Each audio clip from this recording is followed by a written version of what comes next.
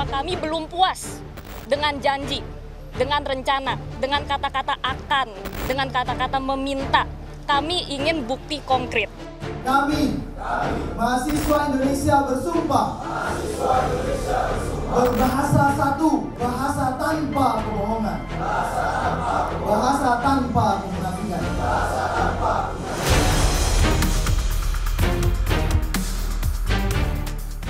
Gerakan 17+8 tuntutan rakyat bergema. Sejumlah pegiat media sosial hingga influencer sudah menyerahkan tuntutan rakyat berupa 17 tuntutan jangka pendek dan 8 tuntutan jangka panjang ke perwakilan DPR Kamis kemarin. Mereka menuntut bukti konkret dan bukan janji semata dan mengupdate kemajuannya secara transparan. Walaupun itu sudah terjadi, kami paham bahwa janji itu satu hal, tapi pelaksanaan itu adalah hal lainnya. Dan kami juga mau mengingatkan bahwa kami belum puas dengan janji, dengan rencana, dengan kata-kata akan, dengan kata-kata meminta. Kami ingin bukti konkret, kami ingin progres yang nyata. Jadi tolong Bapak Ibu, tolong dikerjakan tuntutan-tuntutan rakyat, dan tolong waktu dikerjakan diupdate dengan terbuka dan jelas, karena kami juga butuh transparansi. Sudah saatnya rakyat Indonesia yang luar biasa ini memiliki pemerintah yang layak memiliki rakyat seperti ini.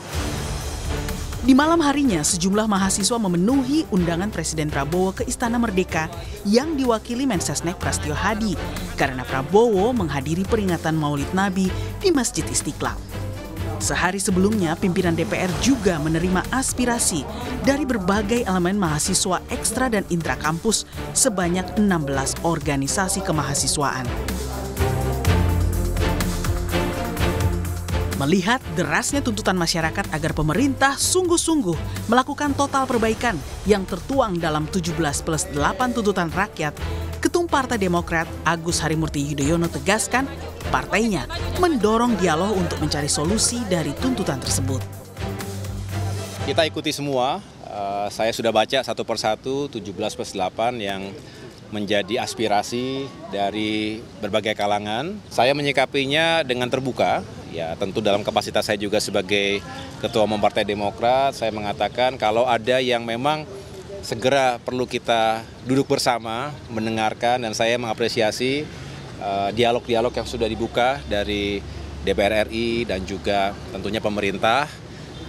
Kami sendiri ingin lebih mendengar apa yang diharapkan oleh masyarakat, apakah mahasiswa, buruh, dan berbagai kalangan lainnya terhadap berbagai isu, apakah itu ekonomi, apakah itu masalah hukum, keadilan, dan lain sebagainya. Senada, Ketua Partai Golkar Bahlil Lahadalia memastikan akan mempelajari detail isi 17+8 tuntutan rakyat. Bahlil menilai apa yang disuarakan masyarakat merupakan kontrol terhadap pemerintah di negara demokrasi. Ya, kita menghargai semua perkembangan aspirasi dari teman-teman mahasiswa, dari masyarakat. Ini sebagai bagian daripada kontrol, dan negara kita ini kan demokrasi. Nah, untuk poin-poin yang disampaikan, Golkar akan mempelajari secara seksama dan akan melakukan respon proaktif yang terukur. Sudah barang tentu ini bagian daripada proses untuk bagaimana kita mendorong agar demokrasi kita ke arah yang lebih baik. Ya. 17+8 tuntutan rakyat merupakan desakan terbuka yang diinisiasi sejumlah influencer dan pegiat media sosial.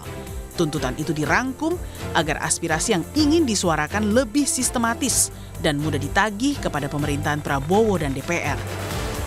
Tak hanya itu, 17 tuntutan itu juga menyasar ketua umum partai politik, kepolisian, TNI, dan menteri di sektor ekonomi. Tim Liputan Kompas TV.